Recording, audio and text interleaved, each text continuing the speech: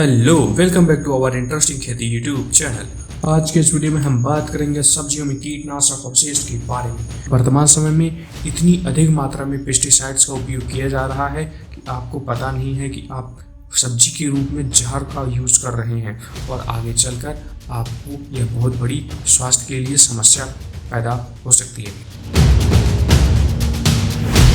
हरित क्रांति की सफलता के बाद से भारत जहां एक ओर सब्जी व अन्य उत्पादन में आत्मनिर्भर हुआ, वहीं दूसरी ओर बढ़ती हुई जनसंख्या की खाद्य आपूर्ति के साथ साथ यहाँ सब्जियों का निर्यात भी किया जाता है।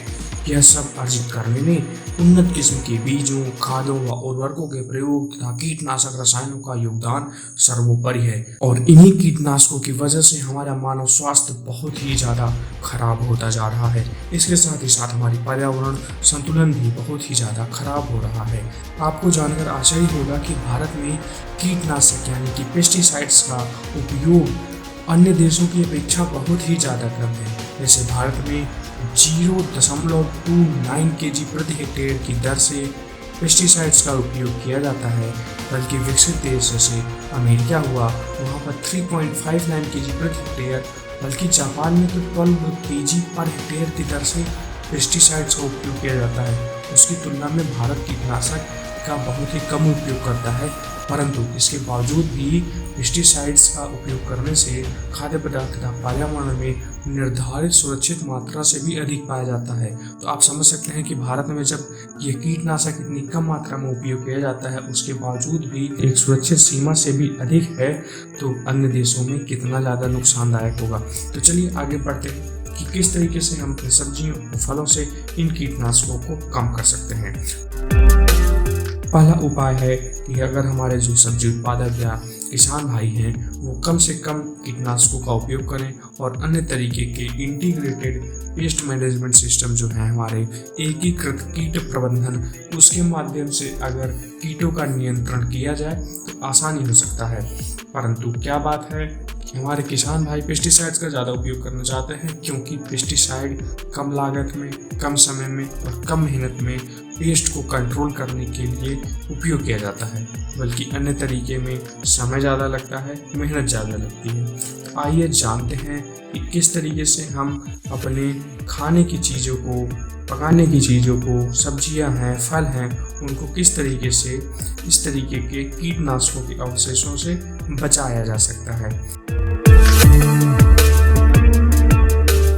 पहला तरीका है कि अगर हम सब्जी को बाजार से खरीद कर लाते हैं तो उसे अच्छी प्रकार से धो लेना चाहिए।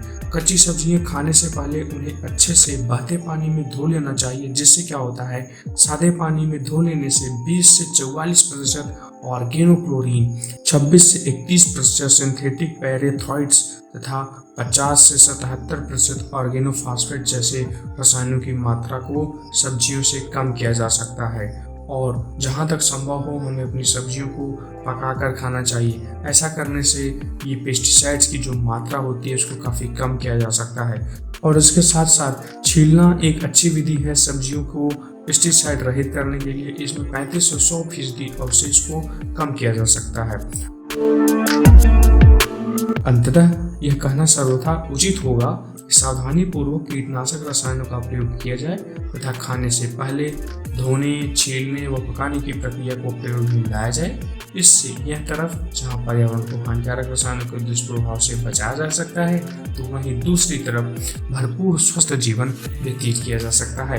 तो दर्शकों, आशा है आपको समझ में आया होगा कि कोई भी सब्जी बाजार से खरीद कर लाते हैं उसको बिना धोए, बिना छीले, बिना पकाए कोई भी सब्जी नहीं यूज करनी है, क्योंकि वर्तमान समय में इतनी अधिक मात्रा में पेस्टिसाइड्स का उपयोग किया जा रहा है कि आपको पता नहीं है कि आप सब्जी के रूप में जहर का यूज कर रहे हैं और आगे चलकर आपको यह बहुत बड़ी स्वास्थ्य के लिए समस्या पैदा हो सकती है। तो प्यारे दर्शकों, मिलेंगे आपसे एक नए वीडियो के साथ। तब तक आप लोग अपना ध्यान रखिए, सब्जियों को पकाकर, छीलकर और अच्छे से धोकर खाते रहिए। जय हिंद, जय भारत।